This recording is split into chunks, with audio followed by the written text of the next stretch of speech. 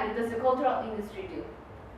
Okay, the cultural industry is tend to produce ideas, art, music, TV series, and many other things. An important fact about this product is that they are mass-produced by these industries. Many industries have as a main objective to sell massively what they produce in order to gain money. One element used to sell massively what they produce is technology. When the technology advanced after the Industrial Revolution, the massive diffusion became more easier. Music is one of the products of cultural industry, since they need technology to expand music. It all started with a phonograph that could reproduce a single. Then it continues with a long play that it could reproduce from 20 to 5 minutes of sound. The technology offers people an easiest and direct access to music, video clips, and other things, which facilitates the work of the cultural industries because they can sell their products and spread them all around the world in an easier way, which is the World Web. Most of the music the cultural industry offers sometimes are cliché songs, superficial songs, music without any real purpose at all. But music like this is not the only music presented in the cultural industry. There are other types of music that are involved in the cultural industry since they need technology, but they instead offer uniqueness, singularity, and profoundness through the music. One of the examples that covered all these characteristics is a band named Pink Floyd. Pink Floyd was an English rock band that was founded in 1965, which main genres were psychedelic rock, progressive rock, and art rock. With 12 studio albums, The Wall in 1979 is the 10th of them and is one of the most famous albums of the band, which also counts with a movie and an elaborated live show, The Wall, Live in Berlin. The songs offered in the album The Wall of Pink Floyd were mainly written by the singer of the band, Roger Waters.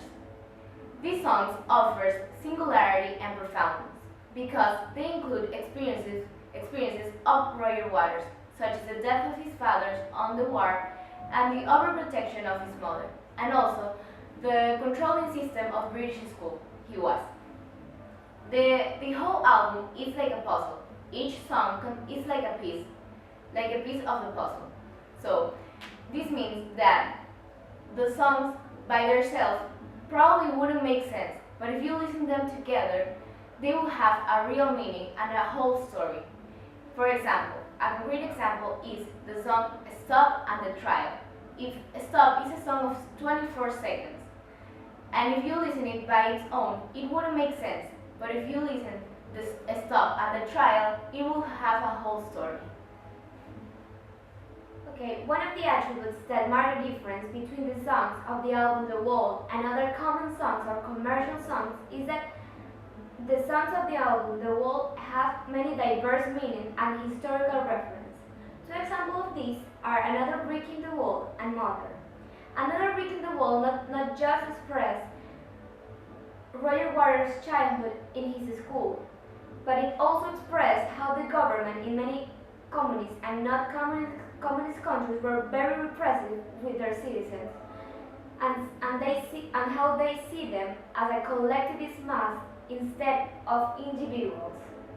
In the other hand, Mother not just expressed how over-controlling was Roger Waters' mother during his life, but how the government in many communist countries of those years, like one of the sites of Germany, were very over-controlling with the people. They told them they're going to protect them just as Roger Waters' mother did, but they over-controlled them in an exaggerating way.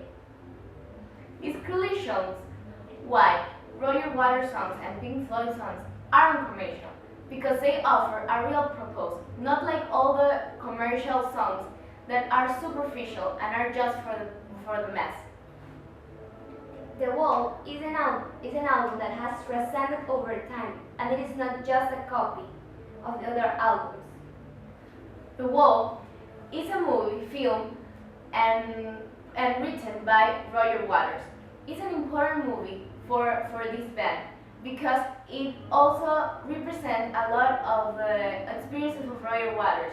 As mentioned before, the death of his father, the overprotection of his mother, and the system he lived during his childhood in the British school.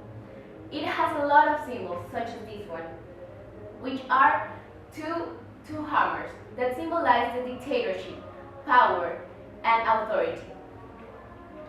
This film broke with all we knew about cinema in those years, and it was not another typical and predictable movie. It has its own profoundness and has something that has not been copied around years. It conserved its own original and artistic tag. In July 21st, 1990, in Berlin, Germany, the concert The Wall Live in Berlin took place to commemorate the fall of the Berlin Wall 8 months earlier. It was directed by Roger Waters, and its location was part of the former no man's land of the Berlin Wall. The concert needed a lot of technical supplies and the help of many other rock artists, but its artistic and its innovative proposals separated from the common concerts created by the cultural industry. An interesting element of the concert is that as the concert goes through a wall of bricks, it's being constructed, and it reaches a point where the wall separates completely the audience from the band. At the end of the concert, the wall falls as a symbol of the end of the divided Germany. As a conclusion, music since the Industrial Revolution is part of the products of the cultural industries. But that doesn't mean that all the things produced by cultural industries have a commercial proposal. The case of the wall is one of the cases of how technology and mass production is part of the music world, because they need technology to record its music, to make concert to a film movie. But Pink Floyd and their 10th album, even though they need technology, they are not a commercial group because they still conserve an original proposal.